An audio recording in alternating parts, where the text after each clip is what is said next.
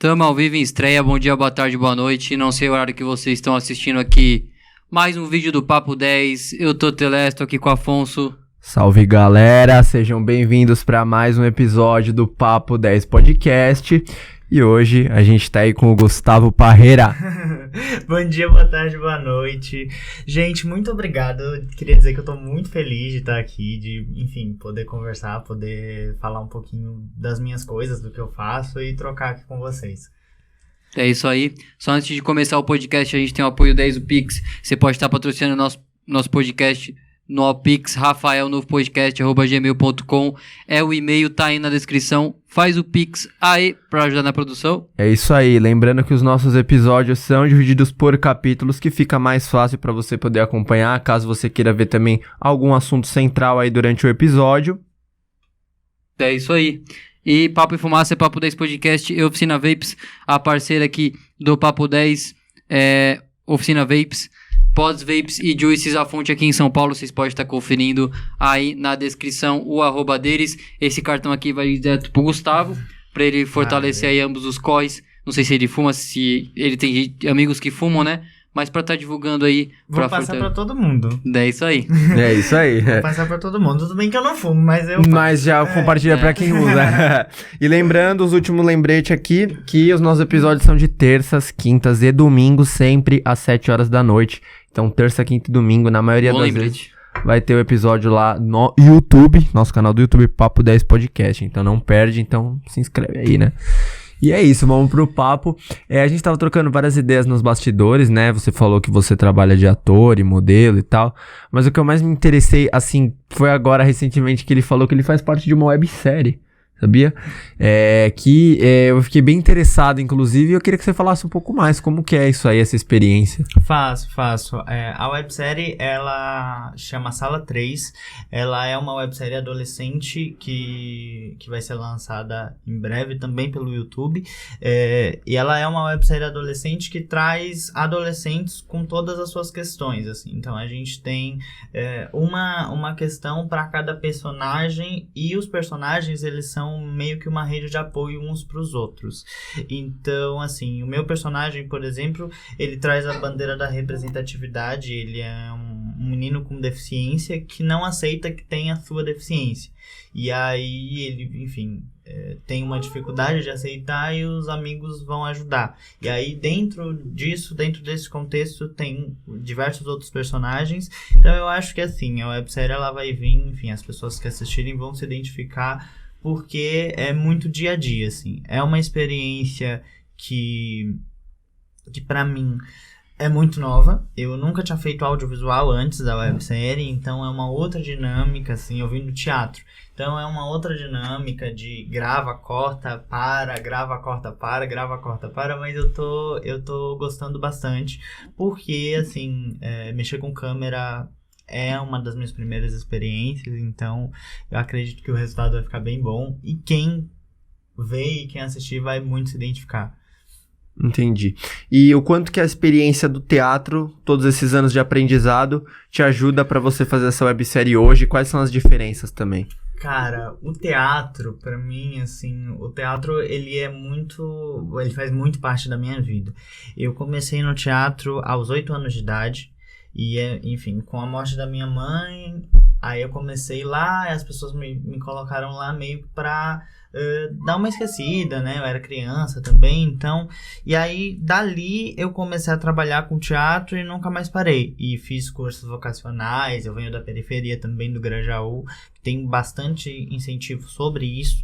E aí, a experiência do teatro, ela me ajuda com tudo, assim, desde saber me portar, desde saber falar na frente da câmera, desde, enfim, já saber a rotina de um ator, já saber o volume de texto, enfim, de coisa para fazer bem maior do que no teatro, porque a principal diferença, eu acho que o teatro, você chega, faz e vai embora, sabe? A websérie não, a websérie, ela demanda mais tempo. O teatro, ele é mais ensaio, mas em termos de apresentação, você faz uma vez, duas e foi, sabe? Você faz naquele dia. o que eu tô mais sentindo falta é do contato com o público, né? Do contato direto com o público, quem tá te assistindo, na plateia e tudo mais. Isso é uma das coisas que eu mais tô sentindo falta. Enfim, ver o sorriso do público quando acontece alguma coisa, quando um cenário troca, quando a luz abaixa, a luz aumenta, entra a música. O público, ele ajuda muito no teatro e eu acho que isso é a principal diferença. Mas eu tô curtindo bastante a experiência. E são bastante diferenças, né? Porque um audiovisual que você é gravado, cada cena é ultra produzida às vezes, e no teatro é tudo feito ali na hora, né? Sim. Às vezes, por exemplo, quando tem uma cena tô dando spoiler da série. Tem uma cena de beijo, por exemplo. Aquele beijo tem que ser regravado 10 vezes até encaixar. Se, por exemplo, existe uma coisa no audiovisual que é a continuidade. Se o cabelo da atriz estava pro lado esquerdo, ela tem que continuar no episódio todo com o cabelo pro lado esquerdo. E se ela virar o cabelo pro lado direito, para e regrava. Eu nunca pensei nisso. Caracas, é pequeno detalhezinho mesmo. São pequenos detalhezinhos. Lembretes. Assim. Quando você tá numa cena de café da manhã, por exemplo, e você abriu uma banana e tá começando a comer, e a cena para, você tem que abrir de novo a banana com a mesma mão que você abriu, ou continuar, se a cena parou com você com a banana aqui em cima, você tem que continuar exatamente com ela aqui em cima pra não isso é incrível, porque eu compartilhei um Reels, não sei se você viu, tá no meu Insta pessoal, né? Era o Leonardo DiCaprio. Eu acho que ele tinha errado na cena, né? E aí, todo o equipamento técnico, né? O melhor, enfim, sim, que tava ali perante a ele. E aí, ele gravando ali. E aí ele vinha de uma forma lenta, né? Pra, meio que voltar naquela cena, do que faltou, né? Naquela cena. Então ele vinha de uma forma lenta e depois ele pegava e continuava a ação. Sim, isso, exatamente. Cara, eu fiquei de cara, porque exatamente. Ele é muito bom, mano. Aquela forma lenta que eles fazem é exatamente pra capturar o movimento que faltou e aí ele continua. Sim. O que acontece? Isso ajuda na hora da edição. Isso, ajuda. A continuidade, na verdade, ela é a marca da edição. A edição, ela precisa saber exatamente onde a cena começou e onde a cena parou pra encaixar a próxima. E aí, o que acontece? Por exemplo, pra gente, a gente tem uma pessoa responsável pela continuidade, que normalmente é a diretora. Beijo, Carol.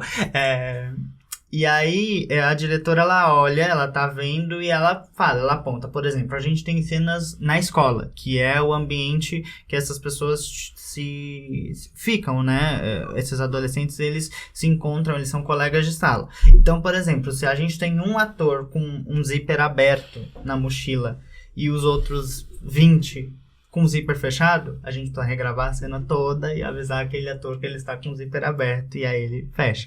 E assim, é muito interessante porque, por exemplo, quando você vai gravar uma novela, que é um trabalho maior, tem uma equipe de 10 pessoas para olhar só isso.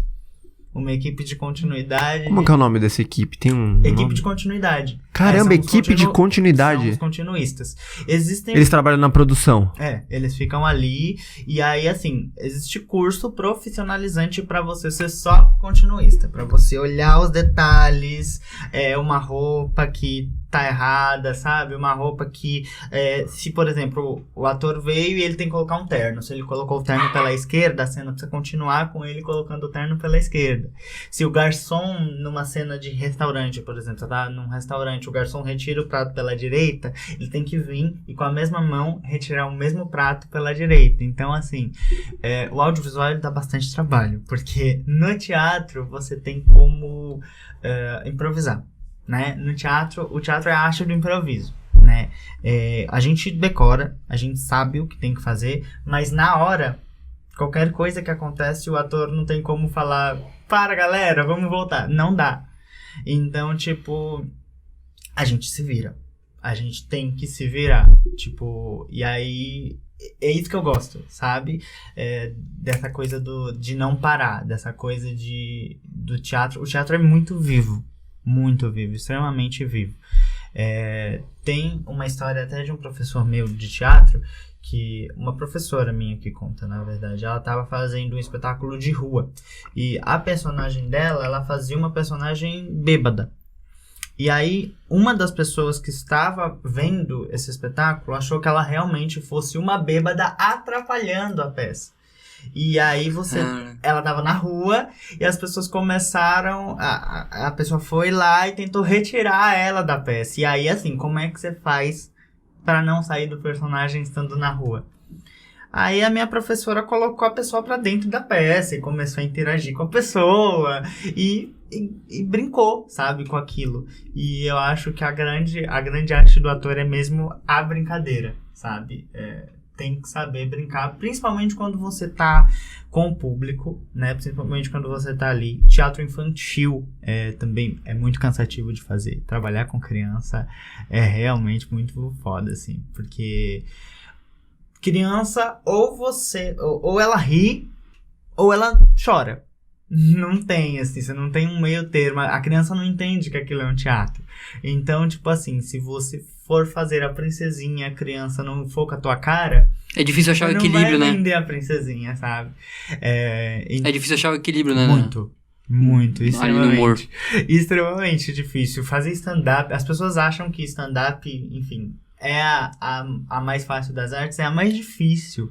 Eu bato palmas pra quem faz stand-up, porque, de verdade, assim, contar piada num timing bom e fazer as pessoas realmente rirem, lotar teatros, tipo, o Whindersson Nunes, cara, é um dom, realmente, porque é difícil.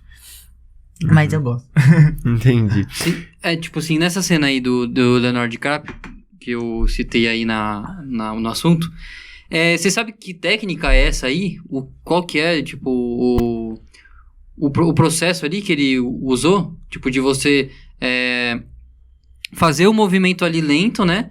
Pra fazer o que faltou na cena. E depois vir na velocidade normal, né? Apertar ali o play normal e continuar a cena. Tem um termo técnico pra isso? Então, o que a gente usa quando a gente tá... No teatro se usa muito uma coisa chamada partitura de movimento. É uma coisa que a gente, além do texto, a gente precisa montar uma partitura, que é uma coisa escrita mesmo. É tipo como se fosse um script. Tipo como se fosse... Quando você vai na ópera, por exemplo, quando você tá vendo a partitura de uma música. Cada coisa tem que estar no seu lugar. Então a gente monta a partitura de movimento, que é exatamente a trajetória do ator, desde quando ele entra no palco e o que ele vai fazer no palco até a cena terminar. E então, assim... Eu, por exemplo, quando estou fazendo peça, eu preciso ter, além do meu texto, eu preciso ter, nessa hora eu vou entrar no palco, e aí eu vou olhar para o público, e aí eu vou sentar e vou começar a minha cena. Aí eu vou me levantar e a cena vai terminar, sabe? E eu preciso sair pela direita, eu preciso entrar pela esquerda. Aí, ali na partitura é onde o ator tem, onde a luz vai ficar, onde o foco dele fica, que horas a música vai entrar, e aí...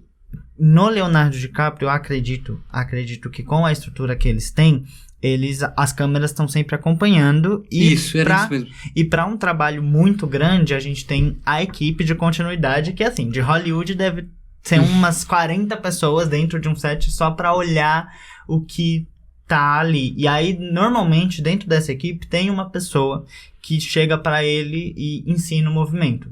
Diz, você pegou...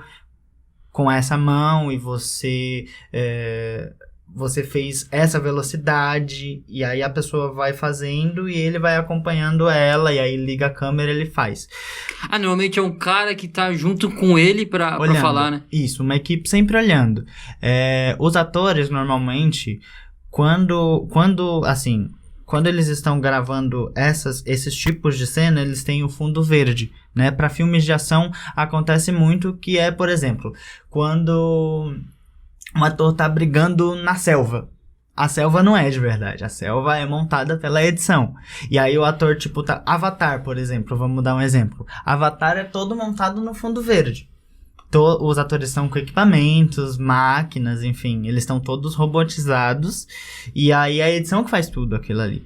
Então, tem que ter uma equipe muito grande, assim. Tipo, quando a gente tá aprendendo na escola de teatro, a gente tem aula sobre isso, sobre continuidade. E aí, eu até lembro de uma história muito engraçada, que uma professora minha, me deu uma bronca uma vez, porque eu tava fazendo uma cena que era tipo um café da tarde, que eu chegava, e aí eu tinha pão na mesa, tinha fruta na mesa, e aí eu falei, não, vou fazer aqui uma ação pra valorizar o meu tempo de quadro. Peguei o pão e abri o pão, cortei o pão. Aí a cena cortou, e ela olhou pra mim, e ela... Alguém mandou você abrir esse pão? Aí eu, não, professora, eu achei que fosse legal pra hora da cena. Ela, não. Porque agora a gente vai ter que repetir 10 vezes a cena com você abrindo o pão. Caralho. E aí... Não, a cena não era pra abrir o pão. Não era. Porque não ia ter era. um corte pra outro campo, outro ângulo. Sim. Tudo, na verdade, tudo que vocês veem, por exemplo, em novela, por exemplo, a Globo faz muito isso. A família rica que está tomando café e aí aquela mesa repleta. Aquilo tudo é cenográfico. Tudo ali é cenográfico. Tipo, você só vai fazer um movimento se o seu diretor falar, eu quero que nessa hora você pegue uma colher de açúcar e coloque ela no chá. Aí você precisa saber se é com a mão direita, se é com a mão esquerda. Tipo assim, você falou, tudo é cenográfico. Tudo é cenográfico o quê? A conversa? Porque... Não, a conversa é o texto, Sim. Mas a cenografia são os objetos que estão na mesa. Então, por exemplo... Nada vai ser consumido. Nada é consumido. Nada. Só o suco. O suco é consumido, pô. Sim. Tem um suco de maracujá lá muito bom, né? Sim, o suco. Líquido, a gente pode mexer, mas é sempre com orientação. Por exemplo, o que não é cenográfico, normalmente o que os diretores usam pra correr com a cena? Enfim, fazer a cena mais rápida e fazer com que ela renda e não precise ficar cortando. Eles fazem as coisas reais são só aquelas que vão ser mexidas. Por exemplo, então se o ator vai comer uma maçã é verdadeira. E aí ele vai ter aquela maçã marcada dizendo, olha, essa aqui é verdadeira, você vai pegar ela e você vai comer. As outras são todas cenográficas. Mas por que isso? Porque, por exemplo, se tá uma cena e eu tô tomando um café, e aí do nada eu bato a mão na xícara e derrubo o café na mesa. No audiovisual, eu não tenho como improvisar. Porque no audiovisual você tem que seguir o texto. Então, se você derruba, por exemplo, um café na mesa e você suja a mesa, precisa parar a cena, vem uma equipe de limpeza, tira tudo, troca tudo de novo, não é o que você sujou. Eles tiram tudo e trocam tudo de novo. Então, tipo assim, a equipe de cenografia tem que trabalhar para fazer outro. Normalmente a equipe de cenografia tem, por exemplo, quando tem uma roupa, um vestido vermelho, eles têm 3, 4... quase que insubstituível, né? Eles têm 3, 4 vestidos vermelhos iguais. Tipo, porque se der merda, tem que trocar, sabe? E aí, é muito foda fazer audiovisual porque é uma equipe muito grande te olhando. É tipo, quando você vai... Eu já fiz na minha vida umas coisas de figuração para publicidade. Eu fiz algumas publicidades também que foram minhas, mas eu já fiz figuração para publicidade. O figurante dentro do set, assim, ele é a pessoa mais maltratada e mais humilhada possível, porque assim, beijo para quem faz figuração, mas porque assim, o diretor, ele tá vendo a cena. E aí ele fala, esse figurante tem que se posicionar na esquerda. E aí, do nada, o figurante passa na frente da câmera. Aí ele volta o figurante para a cena. O figurante não fala nada. E às vezes, assim, as pessoas não podem ver uma câmera. Às vezes já teve figurante que deu tchauzinho em cena. E aí o diretor tem voltar e parar. E aí leva uma bronca, né? E aí, assim, pra uma cena, por exemplo, na Avenida Paulista, em que tá gravando uma novela na Avenida Paulista e a Avenida Paulista tá lotada. Todas aquelas pessoas são figurantes. Dificilmente, assim, você vai encontrar pessoas reais participando de cenas de audiovisual. Tipo, porque aquelas pessoas reais, elas não sabem a dinâmica do set. Pessoas reais, eu digo pessoas que não estão ali contratadas. Dificilmente. Então, assim, quando precisa, vamos fazer uma cena na rua. Por isso que tem a cidade cenográfica, que são as ruas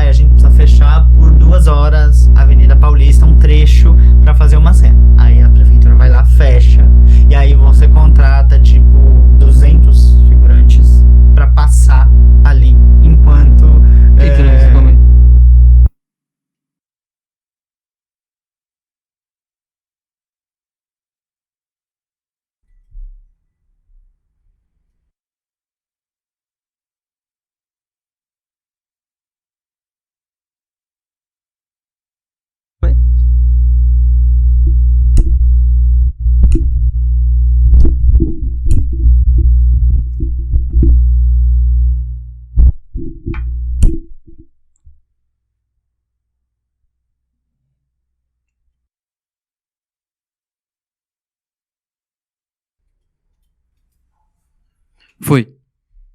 Pode continuar. Tinha que contratar 200 figurantes, mesmo sendo na Avenida Paulista. Isso. Mesmo... Mas é rentável contratar 200 figurantes? Olha, dependendo do trabalho Por quê? Porque o figurante ele vai receber pela diária. Então, por exemplo, 200 figurantes a R$100 cada um.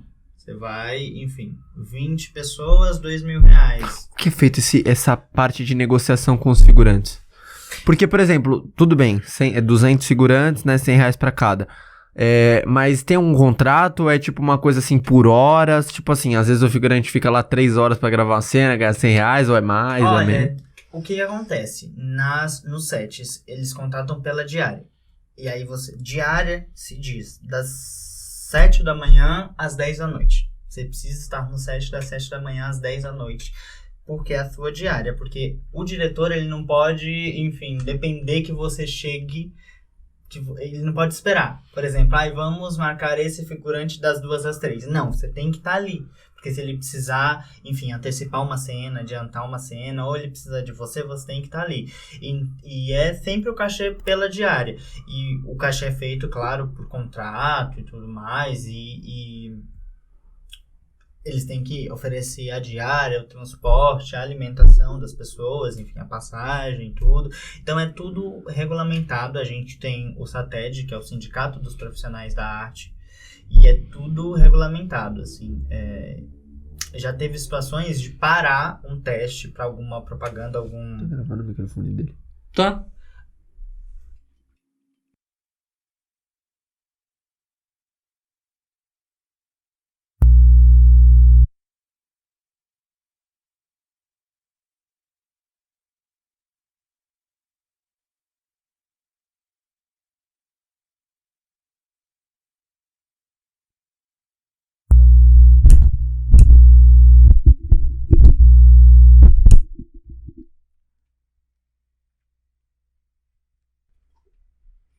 Certo, vamos lá.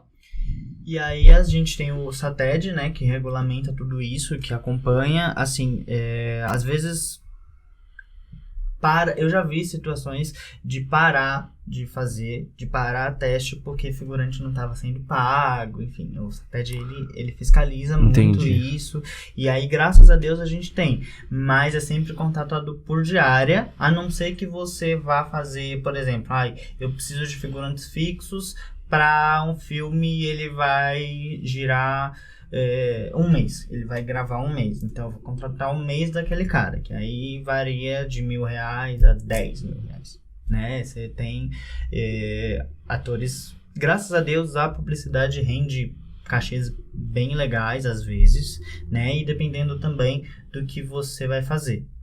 O que pega muito é o tempo, né, de vinculação, porque o que acontece? Eu, por exemplo, sou uma pessoa que, por conta da minha deficiência física, eu acho que eu já não falei sobre isso, como é que funciona pra mim. Antes de você entrar nesse assunto, posso só fazer uma pergunta que todo mundo quer saber? Sim. É possível se sustentar sendo figurante? Ganhar um salário mínimo? Olha, é possível ganhar um salário mínimo. Pra você que tá assistindo aí, que não tá pensando em fazer nada, vai trampar de figurante, mano.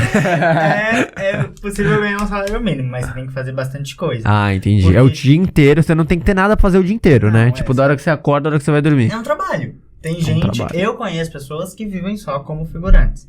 Que não tem aspiração de fazer nada, de fazer papéis grandes. Eu acho que isso é bom, só pra, né? Eu acho que isso é bom, tipo, só no começo, assim, né? Tipo, não tem nada pra fazer. Mas depois você fica, tipo, você fala, caramba, eu vou ficar sempre como figurante.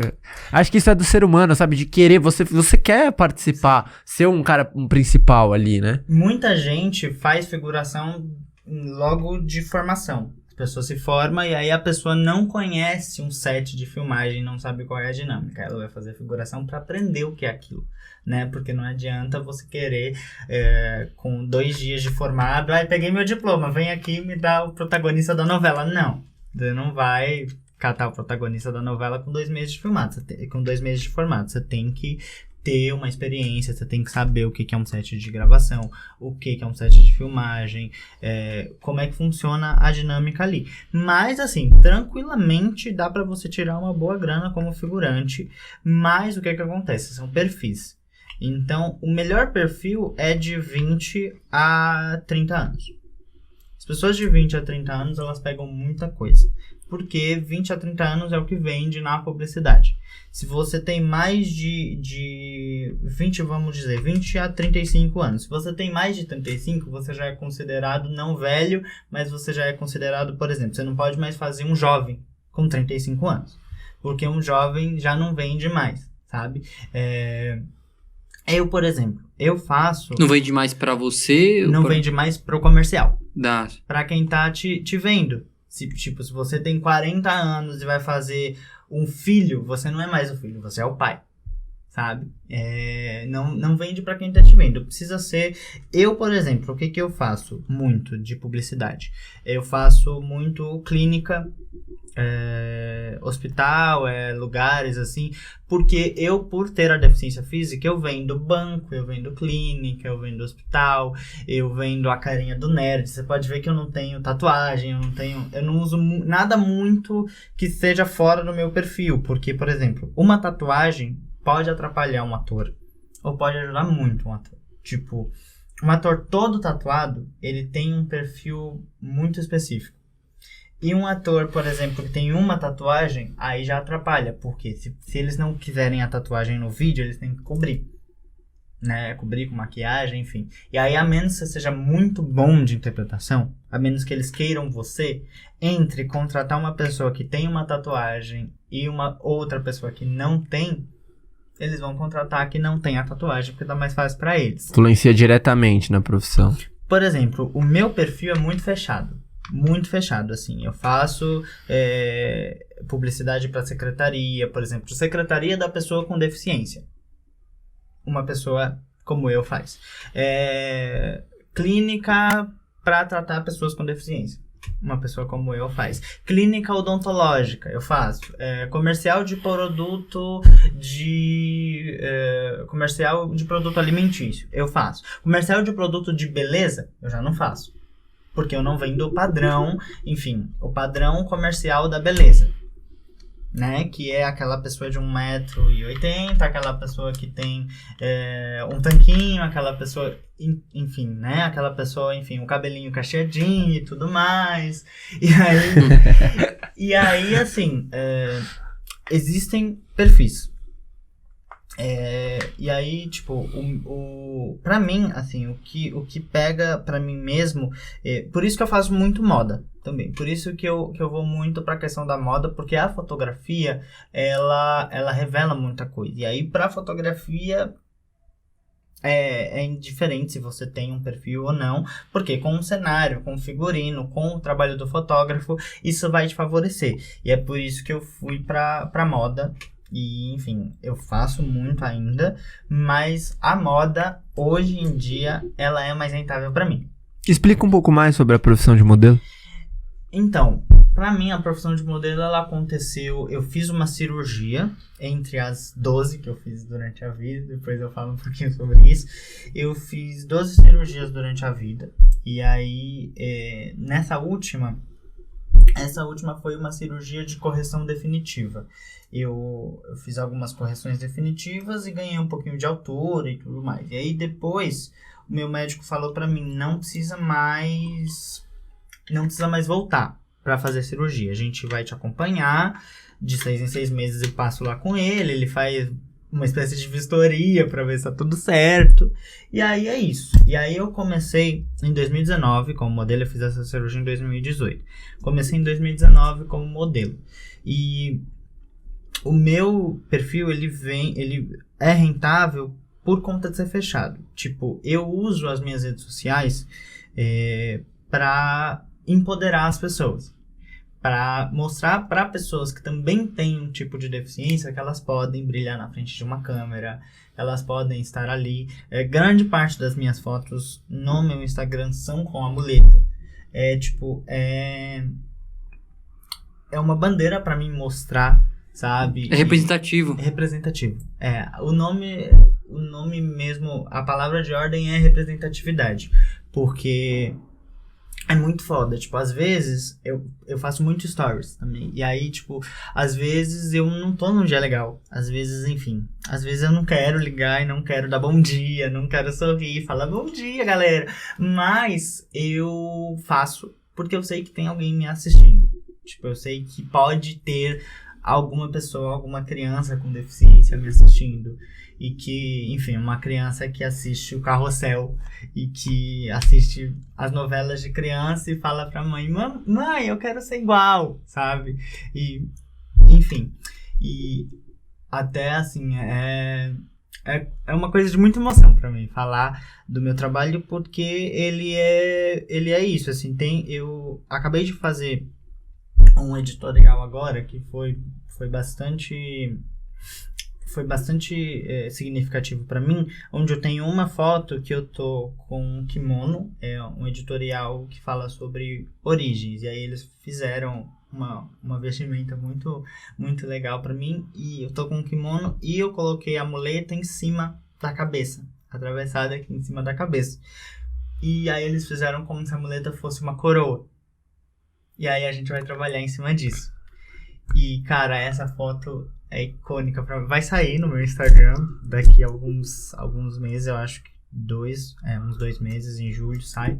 E, cara, essa foto é muito icônica. E fazendo essa foto eu fiquei extremamente emocionado. Porque, realmente, se a gente não fizer com que as nossas diferenças sejam coroas, a gente não entendeu a vida, sabe? Tipo assim, porque eu sofri muito bullying. Muito, muito bullying. Bullying é até um tema que eu não falo muito, porque agora fui fazer terapia, fui fazer minhas coisas. Então agora tô bem, mas eu sofri muito bullying. Tipo, as pessoas, elas, principalmente em escola pública. Eu nunca estudei em escolas especializadas para pessoas com deficiência. Porque a minha mãe, ela falava, o meu filho ele tem que estudar numa escola normal, de pessoas sem deficiência, porque ele precisa aprender a ser igual aos outros, sabe? E aí ela lutou muito pra isso. Tipo, e aí eu sempre estudei em escola normal a minha vida inteira, escola... Só antes de você continuar, aquela foto que você falou que a muleta virou coroa, a empresa usou essa foto pra quê? Então, eu fiz... Esse trabalho foi uma parceria com o estúdio Thiago Drummond. É um estúdio fotográfico que tem um método especializado para fotografia de pessoas com deficiência, para fotografia em geral, mas eles recebem muita gente com deficiência. Eles recebem pessoas com cadeira de roda, eles recebem pessoas amputadas, sabe? Pessoas que... Paralisia cerebral. E revelam a beleza da diferença daquela pessoa. E esse trabalho que eles fazem, pra mim, é muito valioso, assim. E essa foto, em específico, eu tirei no evento chamado Mastermind, que foi um evento de 2 dias que teve lá no estúdio, onde, tinha misturado modelos de passarela e comerciais. Comercial, no meu caso... de passarela, enfim, aquelas pessoas mais altas, mais magras, enfim. E tinha modelos, tinha atores e também tinham pessoas que nunca tinham feito nada na vida. E aí, nunca tinham feito nada na vida, mas tinham vontade. E aí aquele evento, ele foi pra misturar essas pessoas, sabe? Tipo, pra uma pessoa que nunca fez nada na vida me via fotografando e falava, nossa, como é fácil pra ele, mas tipo, eu tava... há 4 anos, e aí, enfim, a gente teve um workshop lá de maquiagem para as pessoas aprenderem mesmo a se maquiar, e aí, tipo assim, mano, teve várias pessoas de vários nichos diferentes, e isso é muito foda. A moda, ela tem que ser democrática, sabe? Tudo que, por exemplo, eu tenho um estilo meio eu gosto de misturar muito o masculino com o feminino. Eu, tipo, uso as minhas camisas e elas são sempre muito floridas. Eu uso anel, pulseira e eu faço uns looks às vezes com saia. Porque eu acho que moda não tem que ter gênero, né? Moda é moda. Roupa é só pano. E é isso que é. É pano. Sabe? Você não precisa falar pras pessoas, ai, isso é de menino ou isso é de menina. Eu lembro... Precisava fazer um negócio. Eu lembro que a primeira saia que eu usei, que eu montei um look com uma saia, a minha avó olhou pra mim e falou, mas essa saia é de mulher. Aí eu falei, não, essa saia é minha. A mulher, se ela quiser, ela vai comprar uma pra ela. Não, eu falei, essa saia é minha. Essa saia é minha, fui eu que comprei, eu posso usar. Eu tenho a nota dela, se ela quiser, eu falo o valor.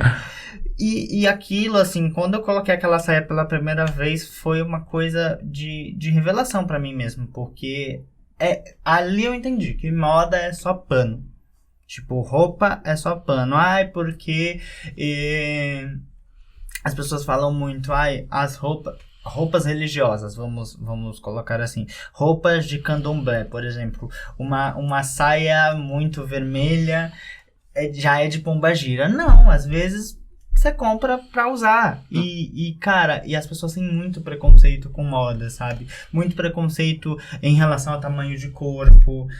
Porque a pessoa, quando ela é mais gordinha, ela não pode usar um vestido. A pessoa, quando ela é muito magra, sabe? A menina não pode usar calça jeans, porque calça jeans é coisa de menino. Não, calça jeans é coisa de menina também, sabe? E essa moda veio forte agora, né? As calças jeans de menina. Sim, que as meninas estão usando, né, no caso. Sim, e cara, graças a Deus a gente tá quebrando esse paradigma da menina muito frufruzinha, sabe? Da menina muito cheia de coisas. E isso até me emociona de falar, por quê? Porque eu usei uma bermuda há muito pouco tempo atrás. Muito pouco tempo atrás, porque não vai dar pra ver, mas eu uso um aparelho na perna. Então, tipo, eu queria muito esconder esse aparelho, sabe? Eu vivia de calça jeans. Fazendo 40 graus de calça. De calça jeans, enfim. Eu já usei calça em praia. Caramba. Por medo. Realmente era uma questão muito complicada, né? Tipo, eu imagino, deve ser difícil mesmo. Voltando àquele assunto de actor model, que a gente tava trocando ideia, eu até troquei ideia com o Afonso esses dias, que a Globo tem uma cidade cenográfica, né? Cinemática, né? Cenográfica, enfim. Como você acha que dá o poder pro model actor ele trabalhar numa cidade cenográfica? Para o diretor, para todos os departamentos, né? De arte, assim, por exemplo, né? A gente tá falando da Globo. Sim. Mas nesse contexto de cidade cenográfica, qual que é esse poder, né? De algo tão grandioso pra arte? Num veículo de comunicação grande, como a Globo, a cidade cenográfica... Na verdade, assim, a cidade cenográfica, ela ajuda muito todo mundo, assim, porque todo mundo se posiciona dentro da cidade, né? Tipo, o diretor tá te olhando, o câmera tá te olhando, e aí na cidade tem os lugares posicionados lá pra ficarem as câmeras. E aí, por exemplo, quando você vai fazer uma cena, eu preciso andar de carro na cidade cenográfica. Enquanto você vai andando, tem um drone que te filma de frente. E aí, enfim, aquelas cenas que a pessoa tá conversando dentro do carro, às vezes tem uma câmera dentro do carro. Então, tudo bizarro isso. A cidade cenográfica, ela é muito preparada para aquilo, né? Eu adoro ver cidade cenográfica acontecendo e enfim, eu fiz uma figuração uma vez que tinha e, cara, eu adoro porque é tudo, assim, às vezes tem uma cena de atropelamento, por exemplo, e aí tem uma pessoa embaixo que se... Normalmente, essas cenas mais pesadas, assim, mais... que tem esse clímax, essa consequência, ela é feita na cidade cenográfica, né? Porque se levar, por exemplo... pra uma praia, sei lá, tá no Rio de Janeiro, vai levar essa cena pra Ipanema, não vai ser muito legal, né? Tipo, atropelamento, o pessoal vê. Sim, normalmente são cenas mais agradáveis, né? Que o pessoal, sei lá, o Globo tá ali na cidade cenográfica, fazendo pra novela ali e tal, mas ela quer uma cena, sei lá, de um pessoal caminhando na praia. Aí ela pode ir Copacabana, pegar o pôr do sol. A cidade cenográfica, ela é muito utilizada pra fazer esse tipo de cena, por exemplo. Não querendo cortar a magia de quem não sabe como funciona, mas atropelamento, por exemplo, é uma cena muito específica que é feita por um dublê. Tipo, o ator, ele começa a cena e aí ele vai até a metade. O ator, assim, ele começa, vai até a metade. Quem é atropelado pelo carro é o dublê, que é uma pessoa específica, que ela tem a resistência, ela sabe como cair, enfim, tem cursos pra fazer isso. E aí, tipo assim, o ator, ele vai até a metade, por exemplo, o ator olha pro carro, e aí corta. Exige muito preparo físico? Do ator não, do dublê sim. O ator ele só tá ali pra estrelar, mas o dublê tem muito preparo físico, porque, por exemplo, é uma cena, vamos colocar uma... De escalada, vai, por exemplo, eles estão escalando a montanha ali. Muito preparo físico. A cena da Esqueci escalada... de ligar hoje. A cena da escalada, na verdade, o que acontece às vezes? Às vezes, a escalada é só uma cama deitada. E aí as pessoas estão indo, e aí a edição vira a montanha que você vai ver no final. Mas, enfim, né, ela vai virar a imagem. Mas quando existe uma escalada mesmo, aí é o dublê que faz, aí exige muito preparo físico. Por exemplo, uma cena icônica da TV brasileira que é a Nazaré rolando da escada. A cena da Senhora do Destino, que a Nazaré rola da escada, e aí ela rola a escada É muito antiga essa novela? É. Bem antiga. E aí, aquilo ali é feito por um dublê. Assim, o ator, ele começa a cena aqui, aí, por exemplo, o diretor fala, olha, você vai ver que você vai rolar da escada e você vai dar um grito. Aí o ator gritou, corta, e o dublê termina de rolar a escada, e aí vem uma câmera filmando o dublê, e aí... As roupas tem que ser, tipo, iguais a do ator. Iguais, a roupa, a peruca, tudo. A roupa, o cabelo, a peruca... Porque senão vira meme, rosto, né? Tudo. Por exemplo, teve o atropelamento do Leandro Hassum na Até Que Sorte Nos Separe, né? Que, tipo, ele tá até ali, tipo... Aí muda o ângulo, né? Do cara atropelado, dá pra ver que é um manequim, tá ligado? Aí virou um memezinho. Usa-se Então, muito, mas aí... Erro de produção, né? Erro de produção, um erro de produção. Usa-se muito manequim, às vezes, pra fazer cena de tiro. Por exemplo, um ator vai tomar um tiro, e aí o público precisa ver aquilo. Como é que se faz uma cena de tiro? O ator... Não é igual aquele ator americano lá, Não. que morreu. Não. Ali, os americanos, eles levam muito a sério. Você vê. Imagina, você tá numa produção de um filme e você precisa tomar... Eu não tomo. Eu me demito, ó. Termina outro aí no meu lugar. O cinema americano, ele leva Traz o muito a dublê. sério. Não acredito, não. Traz o dublê. Fica assim, Meu dublê, ele toma o tiro por mim.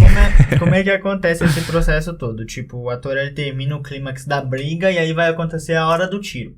E aí, o ator, ele dá o grito como se ele estivesse tomando o tiro. O manequim vem, atira-se no manequim para dar o estampido da bala, enfim. E aí, eles estão maquiando o ator, eles vão fazer uma ferida exatamente igual no lugar que atirou no manequim. E aí, o ator vai voltar e vai terminar a cena. Então, tudo que as pessoas veem, enfim, um capítulo de novela tem em torno de 1 hora e 20, leva-se 2 dias pra gravar. Leva-se 2 dias, 2 dias e meio pra gravar. Um ator coadjuvante tem de 35 a 40 cenas por dia. Um protagonista, por exemplo, quem faz Gêmeo, vamos supor, Ruth e Raquel, né, que, enfim, faziam as gêmeas numa novela. Quem faz Gêmeos, que tem, enfim, cena de 2 personagens, tem que gravar, enfim, 60 cenas em 2 dias. São 30 cenas por dia, enfim, são... E cada cena, tem que ser perfeita. Perfeito. E às vezes demora um tempão pra sair cada cena, porque é produzido e... Então, são 30 cenas, não são 30 cortes. Pra gravar 30 cenas, se o ator errar, vai cortar e ele vai fazer de novo. Então, assim, um ator que erra muito, ele grava 130 vezes a mesma coisa. Mas aí que tá, aí é um assunto interessante. Um ator que erra muito, ele pode ser ainda o protagonista? Ou um ator que ele é bem preparado, ele não erra tanto? Então, Não tem essa relação ou não tem nada a ver? olha, antigamente tinha-se muito essa relação de chamar o ator que é bem preparado. A gente tem ícones na dramaturgia brasileira, mas hoje em dia, número de seguidores, número de engajamento no Instagram, conta às vezes muito mais do que preparo. É triste falar isso, mas enfim, a Jade Picon vai estar aí na próxima novela das 9, né? E ela fez o quê? O BBB. A doutora Deolane vai fazer uma participação na próxima das 6. A doutora Deolane, que nunca passou na porta de uma escola de teatro, vai fazer uma participação na próxima novela das 6. É uma realidade, infelizmente, que aqui no Brasil a gente vê. A gente trouxe uma atriz, a Maria Neves, ela falou exatamente isso, sobre os influenciadoras que conseguiam, né, oportunidades, às vezes, muito mais do que uma pessoa que estudou, que trabalhou, que a vida inteira quis ser atriz, é o sonho. Dá o papel pra alguém que é famoso. Você vê a veracidade da informação, o programa com ela foi, tipo, ano passado. Sim. Tá ligado? E até hoje tá se inicia... comprovando, né, o que ela falou. E aí, o que acontece? Se você coloca um cara bem preparado, um cara que estudou, por exemplo, eu tô estudando teatro desde os 11 anos de idade. A teoria e a prática do teatro desde os 11 anos de idade. Então, eu vou catar uma cena e eu vou fazer de primeira. Uma pessoa que tem nunca passou, que tem seguidores no Instagram e nunca fez nada, ela não vai fazer de primeira. Porque é difícil. Nosso trampo é difícil demais. E aí, ela não vai fazer de primeira. Mas o diretor senta e fala, ai, deixa, sabe? Quer regravar? Vamos regravar. Quer fazer... Porque o que interessa para os veículos de comunicação, na verdade, hoje em dia, não é o quanto o ator estuda, e sim o quanto o ator engaja a novela, engaja o filme, o quanto o ator... Não é mais nem a novela, é mais o comercial, né, que o ator vai fazer. Sim. É tipo, por exemplo, teve às vezes eu vejo, né, a Globo, enfim, e a Larissa Manoela, né, anunciando em vários, até no Facebook, né, em várias redes sociais, colocando, né, a Larissa Manoela ali no comercialzinho dela e tal, tipo, chamando o pessoal, dando as chamadas pra assistir a novela que ela participou. Então, tipo, parece que o foco, o centro, tá nessa chamada dela. Sim. Não na própria novela em si. Sim. É muito louco isso. A Larissa Manoela é um caso muito atípico, porque assim, ela é uma pessoa que estudou. Ela é uma pessoa que estudou. Ela se preparou, está ali. E o que ajuda muito ela é o número de seguidores que ela tem. Ela tem uma estratégia muito, muito rápida de conseguir seguidores. Ela tem a própria produtora dela. A produtora de conteúdo da Larissa Manoela, que é a Dalari. A empresa dela chama-se Dalari. É uma produtora de conteúdo da Larissa Manoela. Então, assim... Que recruta, tipo, atores? Não. Cuida só dela.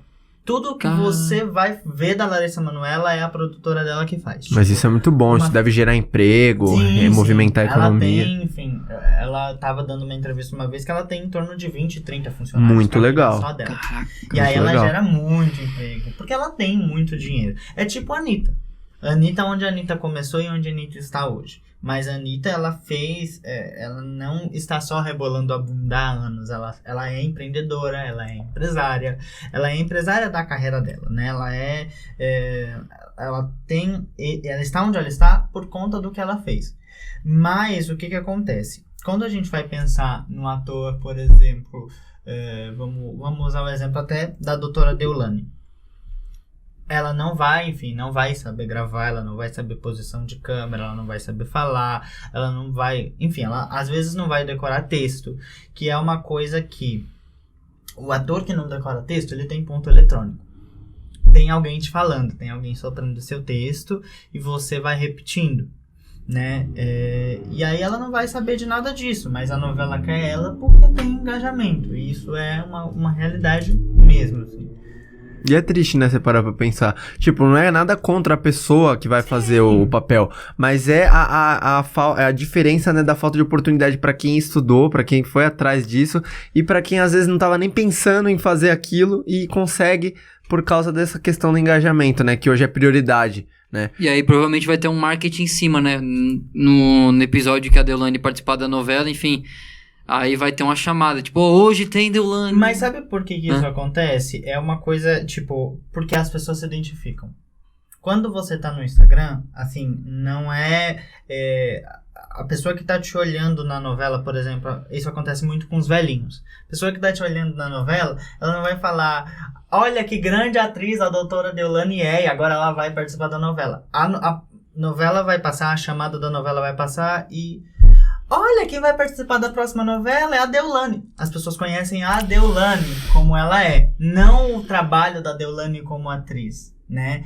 Enfim, é igual a Larissa Manoela. Na novela da Larissa Manoela, não, enfim, desprezando... Tipo assim, o contexto aqui, o foco é tipo, não criticar a participação da Deolane, mas criticar a área, né? Sim. Que tá muito mais facilitada pra influencers como a O Deolane e Jade objetivo que Picon. ela é contratada. Sim, né? Né? sim, que ela tem milhões de seguidores, por É exemplo. meio que gerar uma reflexão do público, né? O que acontece é que ela tem milhões de seguidores. Por exemplo, quando a gente vai pensar na chamada em que a Larissa Manoela fez 10 chamadas pra essa novela. Tipo, um monte. Você via Sim. os comerciais da Larissa Manoela. Que novela que a gente tá falando? É uma novela que ela fez com Das 9? A das 9 tá legal. Sabia que essa do Pantanal é regravada? Era dos anos 90? É muito boa essa. Foi regravada agora. Tava repercutindo bastante essa novela aí. Bastante gente falando. E Fazia aí- tempo. E fazia tempo que não tinha uma novela. Só pra completar, fazia tempo que não tinha uma novela da Globo que o pessoal falava bastante, Sim, assim. Pantanal ela já Pandemia, veio, e enfim. pandemia também e tal, então. Essa aqui ela tá uma Mas, temática muito bem bom. antiga, né? É uma novela de época. E Isso. aí você Novela de tem, época. por exemplo, você tem pessoas no elenco que são muito mais atores de tempo do que a Larissa Manoela, mas a Larissa Manoela tem mais seguidores. Por que a gente não vai fazer uma chamada com a Zezé Polessa, por exemplo, que é uma atriz que tá aí há anos? Porque a Zezé Polessa não tem 10 milhões de seguidores no Instagram. Isso é um atrativo, né, querendo ou não? É isso, sabe? O audiovisual, ele deixou muito de pegar talento. É muito difícil. Os talentos, eles saem nas produções independentes. Quando você tem dinheiro envolvido, isso até, enfim, não é uma crítica, mas apresentando a realidade. Quando você tem muito dinheiro envolvido, por exemplo, vamos supor, 30 milhões de reais para fazer um filme, e você tem possibilidade de contratar um ator que trabalha muito e que, enfim, que estuda muito, ou o ator que está mais bombado, a produção vai contratar o ator que está mais bombado. Que está mais bombado em número de seguidores, em engajamento, a não ser, enfim, que seja um filme direcionado para isso. Por exemplo, o cinema brasileiro tem um dos grandes clássicos que é Central do Brasil, que é feito com a Fernanda Montenegro e tudo mais. Ali foi um filme que foi feito para, enfim, mostrar a realidade daquelas pessoas e Uma exceção, no caso. Uma exceção. Hoje em dia se contrata muito menos por trabalho, por talento e muito mais por engajamento e número de seguidores. Você acha que isso só se mantém? Se isso vai continuar seguindo, aumentando nos próximos anos? Ou tem, sei lá, você acha que vai começar tipo um processo de conscientização nas pessoas, assim? Eu acho que vai aumentar nos próximos Vai anos. aumentar. Porque o que acontece? Tem que piorar pra melhorar, né? Então, o que acontece? Se você não sabe fazer um TikTok, você não serve pra nada. É o que acontece. Se você não sabe fazer um TikTok, se você não está antenado nas modinhas, você não serve pra nada. Entendeu? Se você, enfim, a menos que, sei lá, alguém te pague um curso foda fora do Brasil, enfim, que você tenha pai rico, e que alguém te coloque lá dentro, pra conseguir um lugar lá dentro, nas produções grandes, nas novelas, na raça, assim, no peito e na raça mesmo, é bem difícil. É bem difícil. Porque é um grupo muito fechado e quando vai entrar alguém, é a pessoa que tá mais bombada nas redes, é a pessoa que traz engajamento pra novela. Então é interessante a gente deixar claro também que essa questão dos contatos, né, que é uma coisa que é muito presente, por exemplo, nos esportes, assim, né, de você conseguir uma vaga, você conseguir colocar a pessoa ali, tem isso também no mundo da atuação, né? Tem isso muito dos contatos, de você ter alguém que vai te colocar ali você estoura e vai pra outro. Isso faz muita diferença também, é interessante ver isso. Muito, muito, muito. Tipo, eu até uso o meu exemplo aqui. Agora eu tô começando a ser mais reconhecido pelo trabalho de modelo que eu faço há 4 anos. Então, tipo, e agora? Esse reconhecimento tá vindo, agora eu tô sendo convidado para fazer coisas, mas eu faço há 4 anos. Então, tipo, é muito tempo esperando, é muito tempo tentando. Tem gente que tá na estrada aí há 10 anos e não conseguiu fazer nada. Sabe? Tem gente que tá na estrada há 10 anos e não conseguiu fazer uma publicidade. E é isso. Por exemplo, as pessoas falam muito pra mim, quando sai uma foto nova no meu Insta, as pessoas falam muito pra mim, ai, que glamour, né? Essa foto. Moda não tem nada de glamour. Moda é trabalho. Entendeu? Que linda essa foto. A foto é linda. Mas pra aquela foto acontecer linda, se o ensaio começou... Teve o corre pro close. Teve o corre. Porque se o ensaio começou às 9 da manhã, eu tenho que estar pronto e produzido, maquiado, vestido às 7 da manhã. Aí você não pode comer mais nada, porque senão suja o figurino. E aí, enfim, o fotógrafo... Vocês se encontram, às vezes o estúdio abre 6 da manhã pra você fotografar de manhã. E você vai das 6 da manhã às 10 da noite pra sair um pacote de 10 fotos. A menos que você seja uma pessoa que tenha muito engajamento. Por exemplo, a Anitta, quando vai fazer uma publicidade, se ela chegar, tem que estar tudo preparado pra ela. Ela entra, dá bom dia pra todo mundo, grava o dela e vai embora. Quando ela chega... mas tem outra pessoa aqui na frente. Coloca depois. Enfim. Deixa ela primeiro. Tem uma pessoa que vai fazer coadjuvante com a Anitta. Põe depois. A Anitta grava o dela primeiro, e aí depois Pode a gente crer. pega a pessoa, grava o dela e junta com o da Anitta. Mas deixa a prioridade... Se der tempo, a gente grava do A outro. prioridade é toda de quem está mais famoso. Nossa. E o mundo é esse. A prioridade é toda de quem está mais famoso. Então, assim, se você não É o mundo tiver- comercial, né? Do marketing, né? Se você não tiver uma estratégia muito foda, uma montagem de estratégia muito foda para subir o seu Instagram e para deixar ele o mais legal possível, ninguém te vê. Ninguém te vê. Por exemplo, o meu Instagram, eu falo que é um açougue de mim mesmo. Porque no meu Instagram eu não tenho foto com família. Eu não tenho foto com amigos. Eu não tenho fotos comprometedoras. Quando eu digo fotos comprometedoras, eu digo foto com bebida. Foto com... Enfim. Foto com coisas... Eu, por exemplo, não tenho foto em festa no meu Instagram. O que transpareceu pra mim do Papo 10 foram fotos profissionais. Todas. Todas as fotos que vão no meu Instagram são E fotos com algum profissionais. propósito. Não é tipo foto que tá ali de rolé. Não, eu até tava conversando antes que eu tenho aula na Belas Artes, eu tô fazendo produção cultural. Bela E aí- faculdade, Bela Artes. Ai, eu amo, é maravilhoso. E aí lá eu tenho aula de comunicação e programação neurolinguística. E aí a gente tem uma coisa com paleta de cores. O meu Instagram, se você for olhar, ele tem sempre, quando as fileiras estão completas, se você for olhar, tem sempre uma paleta de cores, enfim, da cor mais vibrante ela está em cima e a cor menos vibrante ela está embaixo. A pessoa sente vontade, a pessoa precisa sentir vontade de rolar o seu Instagram. Se ela abrir, ela não sentir vontade de rolar o seu Instagram, Lascou.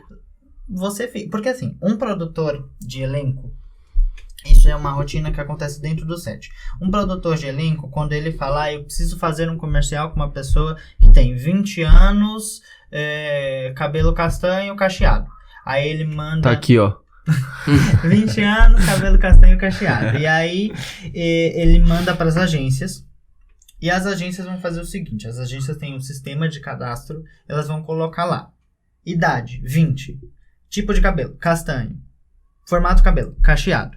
E elas vão dar um enter e vai aparecer no sistema todas as pessoas daquela agência que tem 20 anos, cabelo castanho e cacheado. Todas as pessoas, tipo, aparecem 100 pessoas naquele sistema. Produtos. Produto.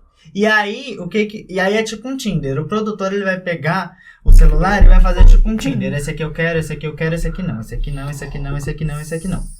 E aí, isso é tipo... O produtor, ele tem 10 milhões de coisas pra fazer num dia. Então, um casting é 1 hora. Ele vai passar o seu Instagram. Esse aqui, esse aqui, esse aqui, esse aqui não, esse aqui não, esse aqui não. Então, tem que ser chamativo. Porque ele precisa parar e falar...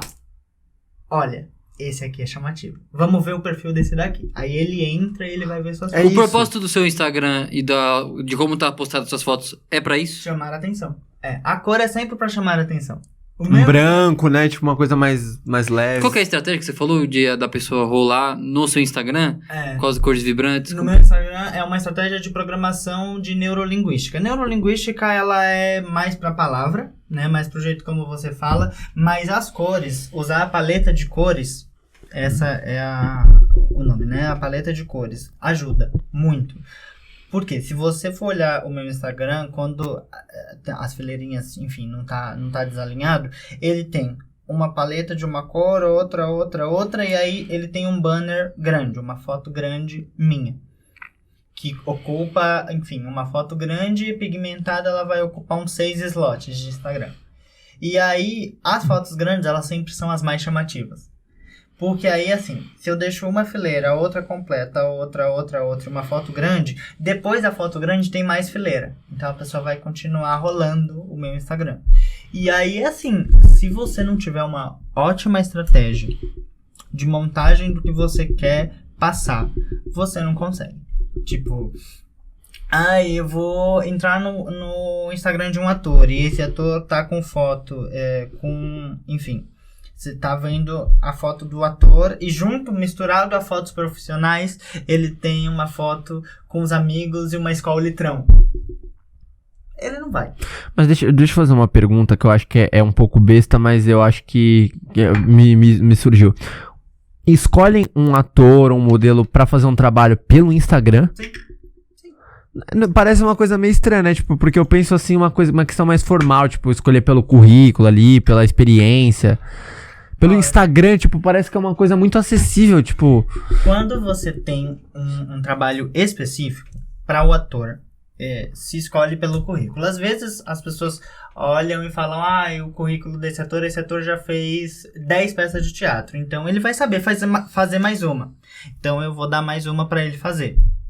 E tipo, mais um modelo não. Para um modelo é só pelo Instagram, porque o Instagram é a sua plataforma de venda. O modelo, ele faz o quê? Ele tira foto.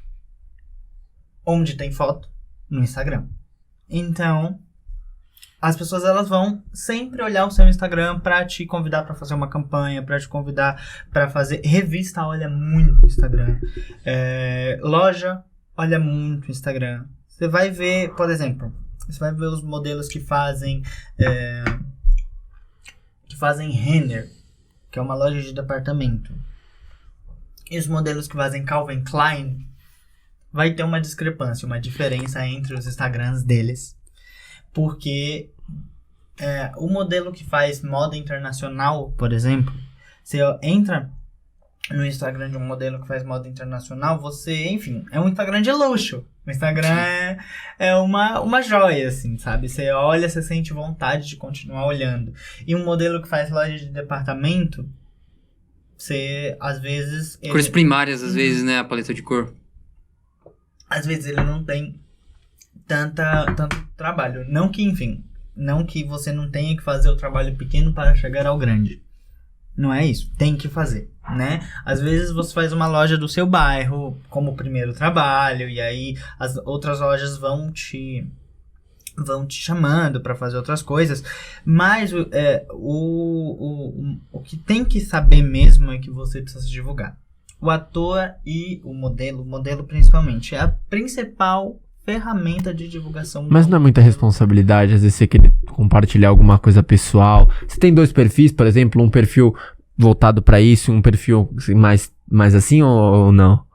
Então, eu tenho meu perfil do Instagram, o oficial, que é o que vocês marcaram aqui, ele é só para modelo, e o meu perfil do Facebook, ele tem os meus monólogos, os vídeos, né, e então eu uso muito o perfil do Facebook para Instagram trabalho, Facebook pessoal. Eu uso o Facebook, eu tenho a página do meu Facebook e o meu Facebook pessoal. O meu pessoal aí, os produtores não têm acesso, enfim, eu deixo só pra minha família, amigos. Mas a minha página do Facebook, que tá lá, Gustavo Parreira, e lá embaixo você vai ver ator, 1,60 m de altura. A minha página do Facebook é pra me divulgar como ator. Aí os espetáculos eu vou lá e coloco na página do Facebook. Portfólio. O portfólio eu faço lá, mas pra modelo eu deixo o meu Instagram, que se você for ver é uma linguagem completamente diferente o que um modelo vai fazer e o que um ator vai fazer. Tipo, tem modelo que não sabe atuar. Tem modelo que por mais bonito que ele seja, ele não vai servir pra fazer propaganda. Verdade. Essa expressão actor model, você pegou da onde? Qual referência você usou? Que pessoa de referência você usou? Os actor models, na verdade, eles são as pessoas que sabem fazer as duas coisas, né? Eles são as pessoas que, enfim, para você se tornar uma pessoa que sabe fazer as duas coisas, o melhor caminho é fazer um curso de teatro. Vá fazer um curso de teatro. Se você quer trabalhar na arte, seja com qualquer coisa, vá fazer um curso de teatro. E aí, assim, tem modelos, enfim, que eu acho que o mundo segue pessoas, né? Celebridades, por exemplo. Eu pego muito das celebridades internacionais, eu gosto muito da Beyoncé, o que ela faz com o Instagram dela. A Gisele, que mesmo aposentada agora, a Gisele Bündchen, que não desfila mais, ela ainda continua sendo ativista do meio ambiente. Aí se você for olhar, você tem vontade de acompanhar a vida dela. Uma estratégia que eu usei muito para fazer os meus stories, né? A estratégia, por exemplo, do Carlinhos Maia. O que ele faz, que é fazer o story o mais natural possível. Então, eu acordo... Sem efeitos. Sem nada, sabe? Ele tá mostrando gente normal. E aí, no meu Instagram, eu conto muito histórias da minha vida, enfim. Então, essas são referências que eu peguei e, tipo... E aí, o que precisa, né? Quem está começando na profissão hoje, o que precisa? Um curso de teatro. Você precisa fazer, depois do curso de teatro, você precisa ter um material bom, com um fotógrafo profissional. Porque é aquela questão. Existe gente que sabe tirar foto e existe fotógrafo. Para saber tirar foto, qualquer R$300 você vai pegar alguém que saiba tirar foto. Fotógrafos vão te cobrar de R$2.000 a R$2.500 por ensaio fotográfico. Fotógrafos, pessoas que estudaram a vida para tirar foto, que fizeram faculdade de fotografia, fizeram curso fora, e aí, enfim, tenham um material bom. Não é algo muito pessoal também, subjetivo? Por exemplo, o cara é fotógrafo, ele tira a foto, mas aí a pessoa não gostou. Qual que é a situação? Então, nos meus ensaios, o que eu faço, por exemplo, né? Nos ensaios que eu faço, eu procuro sempre ver as fotos que estão sendo tiradas, tipo, peço pra ver, e eu procuro sempre sugerir. Então, por isso que eu falo do curso de teatro, porque se você chegar todo duro pra fazer um book, todo duro que eu digo, tipo... Estático, não dizer nada, falar, oi, tudo bem, e só. E ficar na frente da câmera, o fotógrafo ele vai tirar e pronto. E você vai embora e ele tirou ali as suas fotos e é com aquele resultado que você vai chegar. Mas com o curso de teatro você já chega mais aberto, sabe? Mais tem uma performance. Falante, sabe? Você já chega performando mais do que uma pessoa que não tem contato. Sabe? Você já vai performar melhor do que uma pessoa que não tem contato. E aí, saiba fazer um curso de teatro.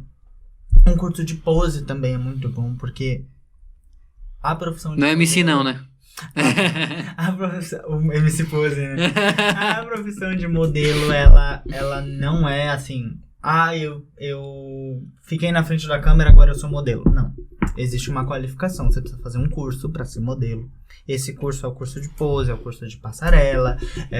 Não é todo mundo que é modelo, não é todo mundo que entra na frente de uma câmera que pode ser chamado de modelo. Pode ser até uma crítica o que eu tô dizendo aqui. É realidade, mas né? Não é verdade. Galera, não é. Vocês podem, todo mundo pode fazer tudo.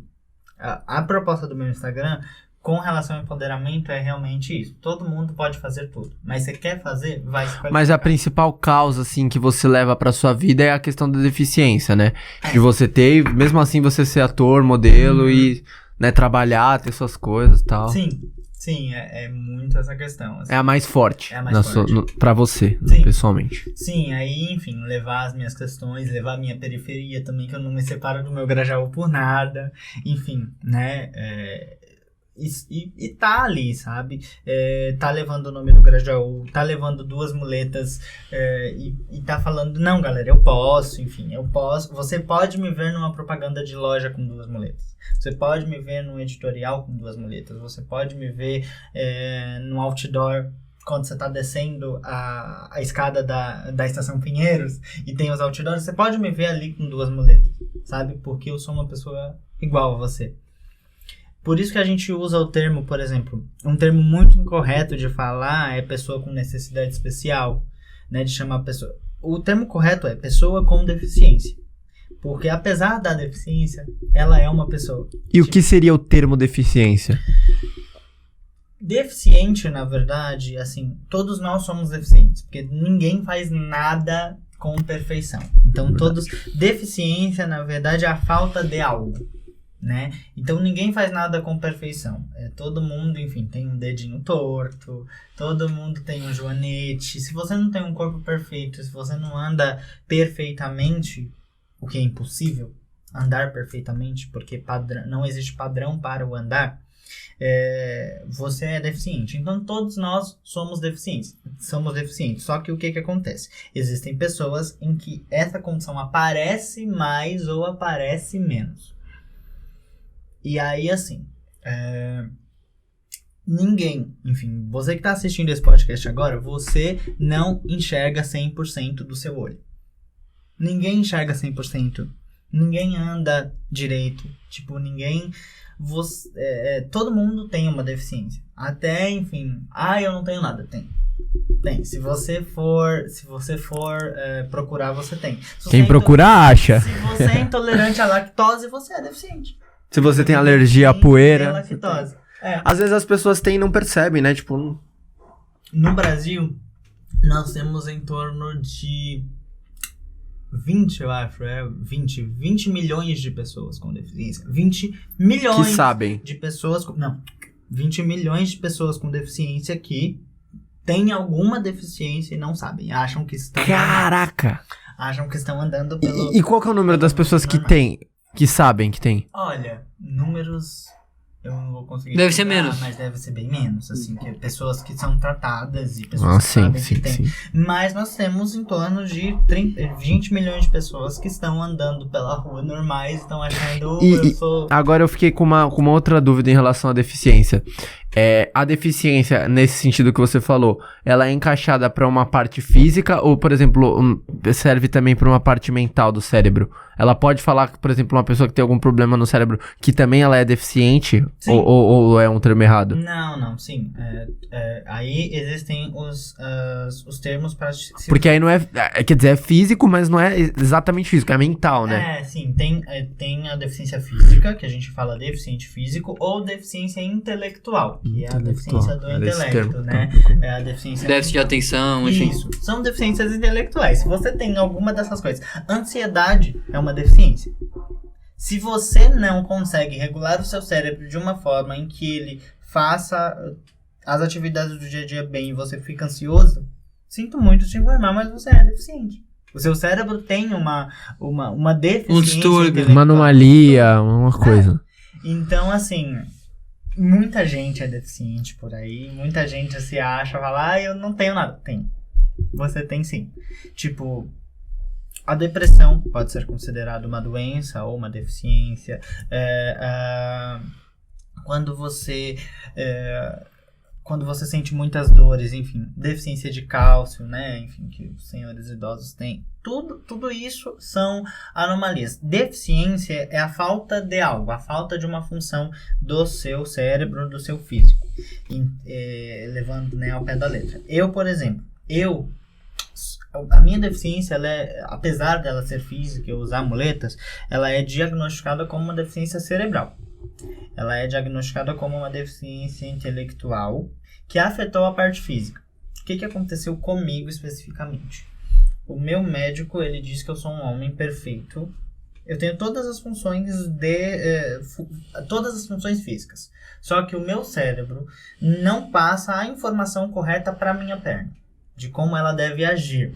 Ela vai tipo em caminhos tortos, assim. Isso, exatamente. Ela vai fazendo assim. Exatamente. Tudo que a gente faz, tipo, levantar esse copo aqui, foi uma onda cerebral que veio e que falou, agora ele vai levantar esse copo aqui com a mão esquerda. E o meu cérebro, ele não passa a informação correta de como a minha perna deve se portar. E por isso eu ando desse jeito. Então, tipo assim... Tem gente que, enfim, adquire uma deficiência física por um acidente. Não, pode continuar. Por um acidente ou por alguma coisa que aconteceu. E aí é um processo muito mais doloroso do que você nascer com uma deficiência. Porque quando você nasce assim, o seu corpo já vem habituado de fábrica a você ser assim. Quando você adquire, tipo, eu fui atropelado e estou na cadeira de rodas. O seu corpo, que era um corpo que andava em pé, agora ele precisa habituar o sistema todo dele a andar numa cadeira de rodas. Tipo, a ficar o tempo todo sentado. Adaptar. E aí é por isso que a gente tem, enfim, casos de depressão, de pessoas e grupos de apoio, porque é muito difícil e a depressão, ela não é, a pessoa ficou triste. Não, às vezes é o cérebro. Tudo que a gente faz, quando a gente chora, quando a gente ri, são mecanismos de defesa do nosso cérebro. Tudo que a gente faz. Não, agora eu vou chorar. Não. Agora eu vou rir porque foi engraçado. Não. Você achou engraçado porque você ouviu. Isso passou uma piada, por exemplo. Você achou a piada engraçada porque você ouviu. A piada passou pelo seu cérebro. Você processou. Você processou a piada e isso ativou no seu cérebro uma memória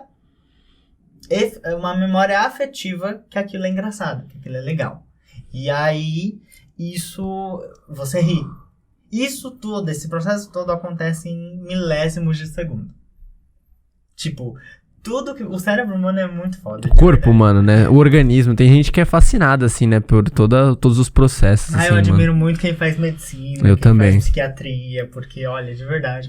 E o corpo humano, ele é muito foda. Porque, tipo assim, até o que a gente tá falando aqui. A gente pensa, vai uma onda. É na hora, né? A gente pensa... Dá até um bug no cérebro se eu ficar pensando muito nisso. Ai, caralho. Tipo, começa a doer a mente. Por exemplo, vamos fazer um exercício aqui. A gente sabe que a gente respira. Agora vocês pensaram. Fudeu. Vocês estão respirando porque vocês pensaram. Sim, porque eu falei sim, que pode vocês crer. respiram. Mas durante a vida de vocês... É movimento involuntário. Vocês respiram involuntariamente. É tipo... É igual falar, piscar é tipo também. o cérebro, é Piscar. tipo piscar. Se eu falar, eu vou piscar... Aí você Agora eu pisca, pisquei. agora... É. Mas o piscar, ele acontece. Isso é verdade. Sobre a sua perna, como que é? Você sente dor? Ela entrou na normalidade mecânica, física, já do seu corpo? Como que é? Como que você pode falar assim pra gente? Então, as dores eu sentia muito na época de cirurgia. Porque a cirurgia, ela é, enfim, uma mudança, enfim, o médico vai mudar a estrutura da sua perna, do seu corpo, e aí vai sentir uma dor até que o seu corpo se habitue. Mas eu não sinto dor por conta da deficiência. A deficiência, ela não me dá dores. O que acontece comigo especificamente? Como eu já nasci assim, o meu corpo ele aprendeu a ser assim. Foi o que eu falei anteriormente. Mas o que acontece comigo especificamente? Eu não tenho a mesma velocidade para andar de uma pessoa que não tem a deficiência física. Eu não tenho, por exemplo, para mim, às vezes é muito mais cansativo andar de um percurso a outro do que para uma pessoa que não tem. E cara, tipo, eu já me acostumei com isso. Uma coisa que acontecia muito comigo era chegar atrasado nos lugares. Eu chegava muito atrasado porque eu moro no fim do mundo. E aí, e todas as coisas de moda são aqui pelo centro. Enfim, todas as agências. E aí eu chegava muito atrasado para fazer as coisas.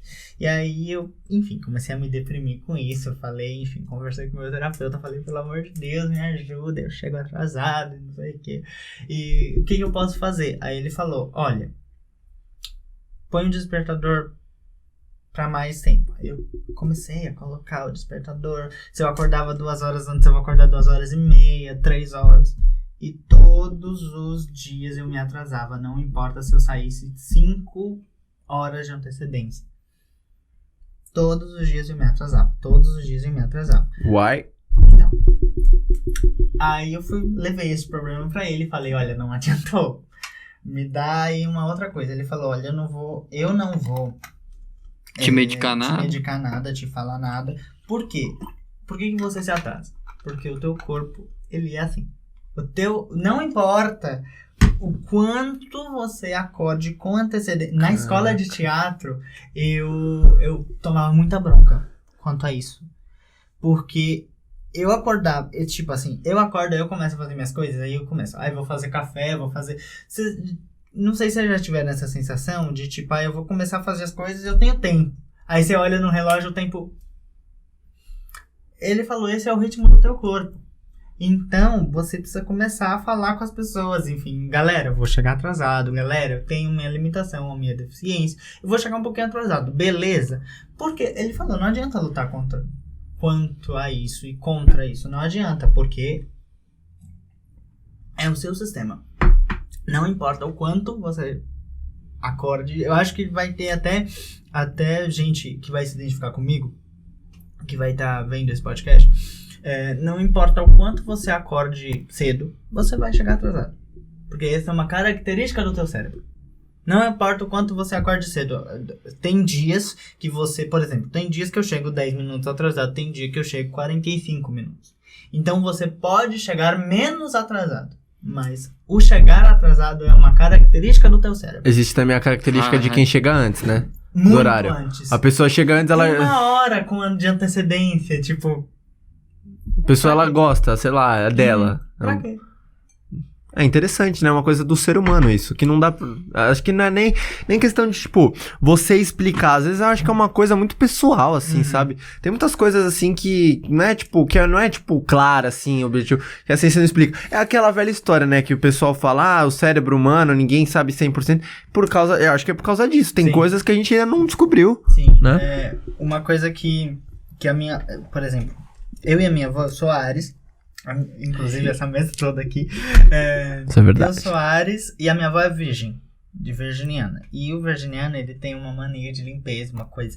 Então, assim, a minha avó chega na minha casa e a minha casa às vezes tá muito bagunçada, mas não porque... Você mora sozinho?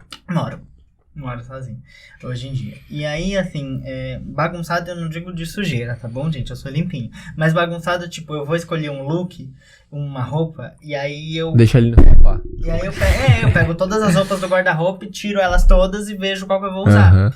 E isso já é uma forma de eu fazer o meu rolê, sabe? De, tipo... Eu escolhi a minha roupa e tudo mais. E aí, uma coisa que eu falo pra ela a sua bagunça é a minha arrumação. Porque tem gente que é extremamente bagunçada. Tem gente que, enfim, que faz as coisas extremamente avessas e que são ótimas pessoas. E que são pessoas talentosíssimas. Isso é uma mania das pessoas mais criativas. Normalmente as mais criativas são as mais bagunceiras. Tem uma... Eu já vi uma vez que, tipo, as pessoas inteligentes, elas escrevem mais rápido. E por isso que a letra delas é mais feia. Cara, é o médico. É verdade, né? Tem Doutores. Um estudo da psicologia que fala sobre isso. As mais bagunçadas são as mais criativas. E, enfim... E as mais desorganizadas. Porque tem muitos pensamentos passando, assim, sabe? E aí as que são organizadas é porque elas querem, né? É tipo déficit de atenção. Tipo, você tá se arrumando de manhã e você pensa, eu tenho que ir no mercado. Aí você para tudo que você tá fazendo pra ir fazer a lista do mercado. Aí terminou a lista do mercado, você lembra que você tava se arrumando. Aí você volta lá e vai se arrumar. E nisso, o tempo vai passando e é isso que eu falo, assim. Na escola isso é muito bizarro. Eu enfrentei isso, assim, tipo, convivendo com as pessoas. Primeiro um que era imperativo, que tipo, não conseguia parar quieto, meu. Não conseguia parar quieto. Ele ficava mexendo no cabelo da menina, aí depois ele ia mexer com o moleque, depois ele descia, depois ele subia. Cara, é bizarro. Aí tinha um outro que, por exemplo, não conseguia prestar atenção na aula. Não conseguia prestar atenção na aula. Acho que você deve até saber o que eu tô falando. Depois eu te falo nos bastidores. Aí, por exemplo, ele olhava assim pra lousa, mas não absorvia nada. Aí pegava e mexia no celular. Aí depois saía no celular e pegava algo no estojo. Aí depois tá ligado? Aí depois do estojo, sei lá, chamava alguém. Não conseguia déficit de atenção. E o outro hiperatividade. E tinha outro que não falava nada, ficava na dele. E aí, tipo, você ficava assim, caraca. Aí era provas especiais, né, para essas pessoas. Provas mais objetivas, provas mais articuladas por conta da deficiência delas, né. Aí eu falava, caramba, eles usam até prova especial, tipo... Por quê, sabe? Porque não tinha, tipo, algo que aparentava ser, sabe, que transparecia ser defeituoso neles. Sim. Só isso. Eu achava que isso era normal, tipo, sabe? Sim. Mas não, isso era... fácil de identificar uma pessoa que tem hiperatividade, por exemplo, que é assim, por exemplo, o meu anel aqui, ele gira, né? Ele tem um negócio que gira. E a pessoa, por mais que ela esteja quieta, ela vai estar girando o anel. E aí ela vai mexer. Ela mexe na unha, ela futuca. O corpo dela não pode ficar parado, aí ela futuca a unha. E aí, por mais que ela esteja quieta aqui, ela tá futucando a unha. Ou ela tá riscando com a caneta na mesa.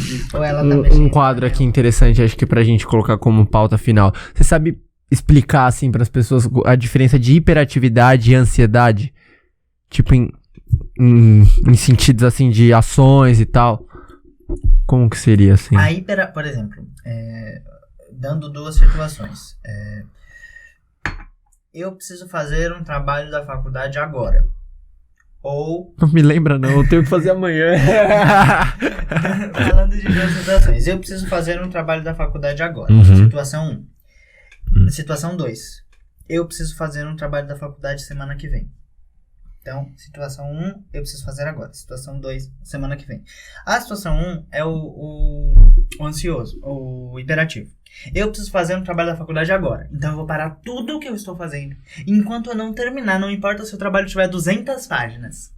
Ou se eu tenho alguma coisa importante pra fazer, tipo... pra fazer agora. Não importa se o trabalho tiver 200 páginas, eu vou fazer o trabalho agora. E aí eu sou hiperativo e eu não consigo parar de fazer o trabalho enquanto ele não termina. E tudo me distrai. Então, enfim, eu me tranco num quarto, coloco uma música e vou fazendo. E não necessariamente vai sair bom esse trabalho. Não necessariamente vai sair bom, mas eu preciso fazer. Esse é o hiperativo. Eu preciso estar em movimento, eu preciso estar fazendo alguma coisa. O ansioso é tipo, eu tenho um trabalho da faculdade para entregar semana que vem. Ele é de 1 página e ele só pode ser feito em sala de aula, ou seja, na semana que vem. Mas eu vou ficar pensando sobre ele a semana inteira, como eu vou chegar, como eu vou falar. Eu sei que é um trabalho de 1 página e que lá os meus colegas vão me ajudar e que o professor vai estar me olhando e que vai ser tranquilo. Porque eu tenho capacidade de fazer. Eu sei que eu tenho capacidade, eu sei que o professor vai estar me olhando e que os meus colegas vão me ajudar e que vai ser super tranquilo fazer esse trabalho, mas eu sou ansioso. Então eu preciso pensar em como vai ser tudo isso, sabe? Tipo, a pessoa ansiosa que vai trabalhar de manhã, ela chega no trabalho de manhã já... Pensando no trabalho. Ai, amanhã eu vou ter que ficar meia hora a mais. Puta. Pensando em como ela vai fazer amanhã ou como ela vai voltar, sabe? Como ela... E o metrô, quando eu chegar? Cara, você acabou de... Papo 10. Papo 10. Você acabou de entrar. Mas são as mais prevenidas também. Porque elas conseguem pensar no futuro, assim... Mas tem que ter um equilíbrio. Futuro próximo. Você não acha que tem que ter um equilíbrio? Tem. Às vezes, assim, é legal se prevenir. Não pode testar muita mente, muita informação na mente. É legal se prevenir, mas, por exemplo, em uma turma de amigos que tem um ansioso, o ansioso vai ser o chato do rolê. Isso é verdade. Porque, por exemplo, se você vai num rolê, você chega num rolê 9h30 da noite, e aí você sabe que o metrô fecha meia-noite. E aí, você chegou 9h30. 9h40... O cara já tá te perguntando, gente, o metrô que fecha meia-noite, hein? Que horas que a gente vai embora? Até que horas a gente vai embora? Isso é verdade. E aí você olha pro cara e você fala, porra, você acabou de chegar. E o cara já tá pensando naquilo que ele vai fazer. É que normalmente o ansioso, ele quer tudo, sabe? Ele Preparado. quer aquele... Tudo, naquele espaço de tempo, ele quer tudo certo. Ele não quer passar nenhum perrengue, nenhum perreco. Sim. A depressão e a ansiedade são as duas causas de mais mortes de as doenças do século XXI, de né? pessoas no Brasil de suicídio. Assim, a pessoa ela é tão ansiosa que ela não consegue viver. A ansiedade é a dificuldade, a doença da ansiedade. De mover o momento presente. Dificuldade de viver o momento presente. Ela está na dificuldade de viver o aqui e agora. Por exemplo, se eu fosse um cara ansioso, eu já tava aqui olhando, porque tem 2 câmeras, então pra onde eu olho, pra onde fica o microfone. E não. Tipo, uma pessoa ansiosa já estaria, tipo, olhando e falando, como eu vou voltar pra casa? E aí não consegue pensar no momento presente, sabe? E essa é a diferença da ansiedade para a hiperatividade. Porra, sensacional, muito boa a explicação. E quando também, tipo, ela é ansiosa também porque não tem uma coisa certeira, assim, um foco certeiro na vida dela, né? Não tem, porque... Então, tipo, por exemplo, eu era uma pessoa, assim, ansiosa. Hoje eu sou menos, né? Mas eu era mais... Aí quando eu veio o Papo 10, veio um foco, né? Veio algo pra... tipo, é um tempo, sabe? De compromisso certeiro, que eu tenho certeza que eu vou gastar. Então eu não preciso estar ansioso quando eu tô aqui, tá ligado? E aí, tipo... Isso influenciou pra outros pontos da minha vida, outros ângulos, tá ligado? Tipo, eu tava num rolê, por exemplo. Eu era essa pessoa. Como não vai embora? Tem dinheiro pra ir embora? Tá ligado? Vai chover, será? Então, tipo, hoje eu sou mais tranquilo. Tipo, cheguei, vamos viver o momento. Sim. Sabe? Viver também os perrengues, os obstáculos, enfim. Eu era muito ansioso também. O esporte ajuda muito. Eu pratico natação. Natação. natação há anos. Porque é você viver no momento fisicamente ainda. Fisicamente, porque a natação... E cansa, né? Cansa muito. Nossa. E a Então, natação... tipo, você tem também... Estou indo na academia. Como eu posso dizer?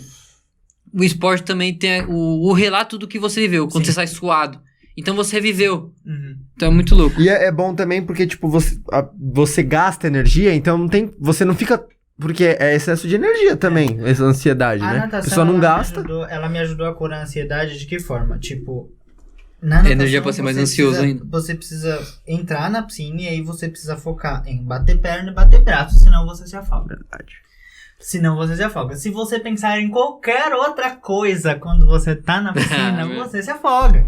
E aí, isso que me ajudou, tipo, enfim, me ajudou a curar da ansiedade, mas é bem foda, assim, e tipo, cara, tem diagnósticos psiquiátricos e remédios que as pessoas tomam.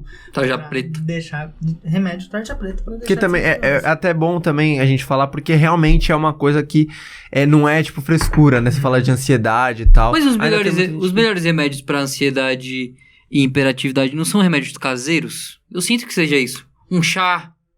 O chá tem aquele vapor não tranquiliza vocês, não? Então, o que acontece? Tem muito da Tranquiliza, homeopatia, né? Muito da homeopatia, que a homeopatia é a linha do natural do remédio.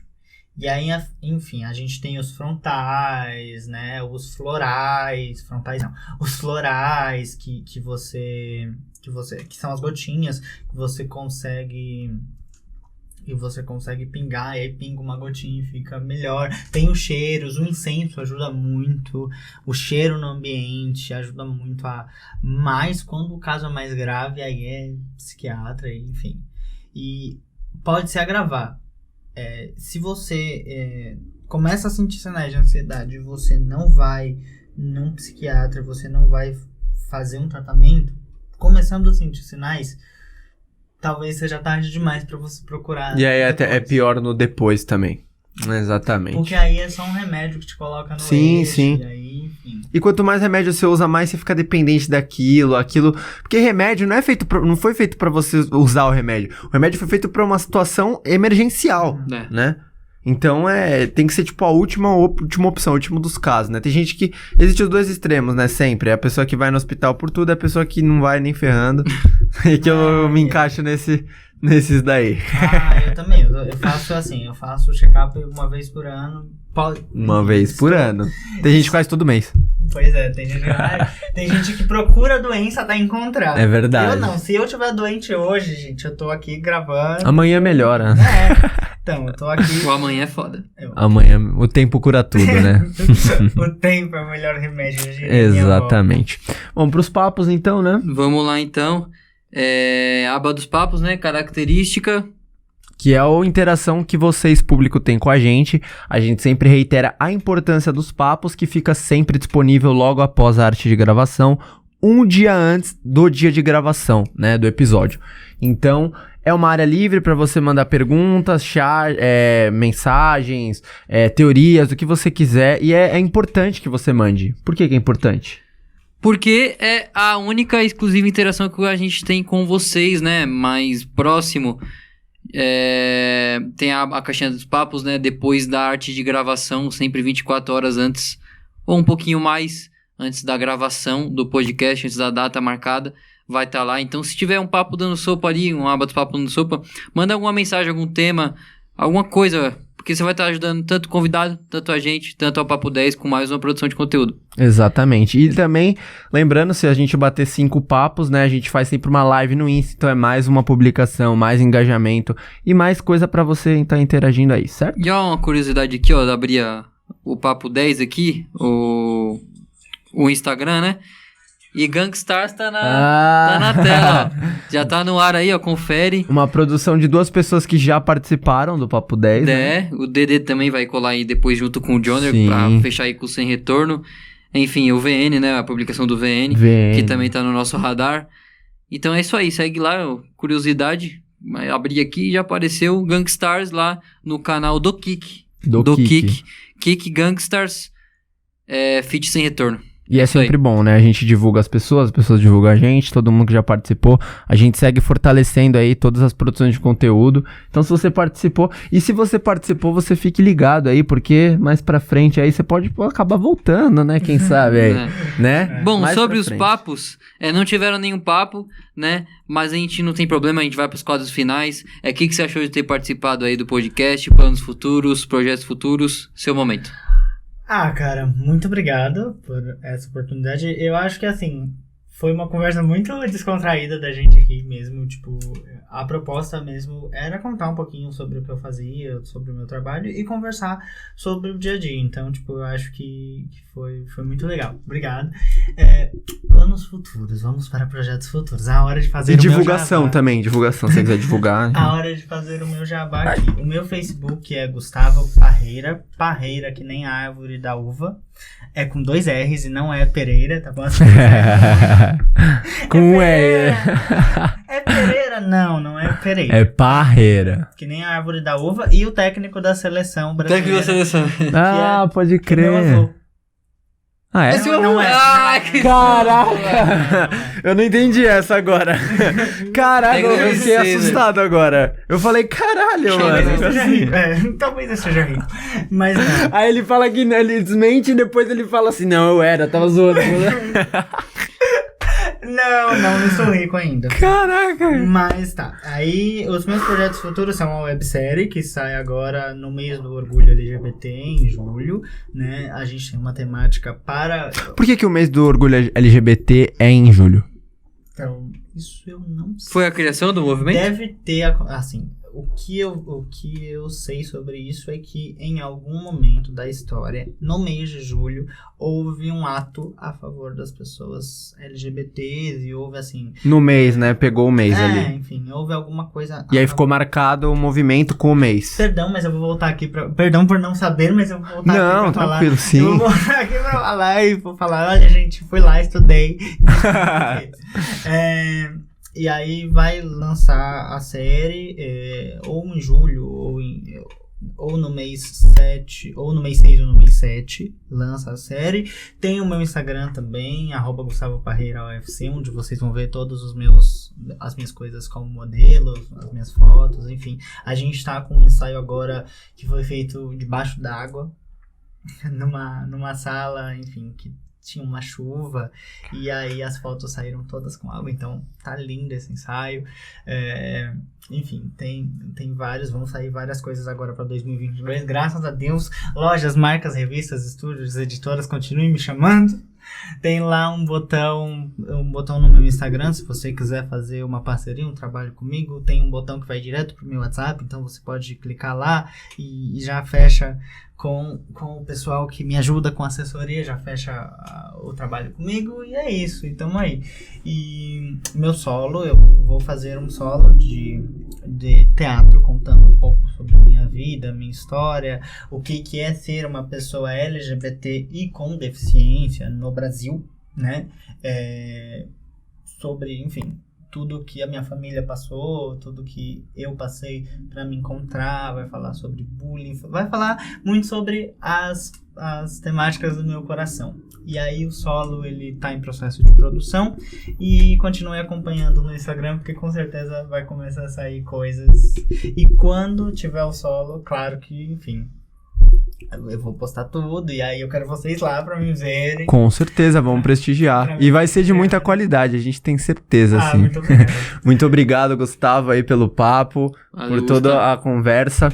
Pra você que assistiu até aqui também, muito obrigado. Deixa seu like pra fortalecer aí a nossa produção. Se inscreve no canal pra você não perder mais nenhum Papo 10 Podcast. Deixa um comentário também, deixando seu feedback aí. E lembrando que os nossos episódios saem de terças, quintas e domingos, sempre às 7 horas. É isso aí, redes do Papo 10. Tem canal no YouTube ou não? Ainda não. Canal no YouTube não. Não. Redes do Papo 10, Instagram do Gustavo aí na descrição. Segue aí todo mundo para a produção de conteúdo e fortalecer o constante movimento. Deixa seu like, se inscreve no canal. Mais um Papo 10 aí. É nóis.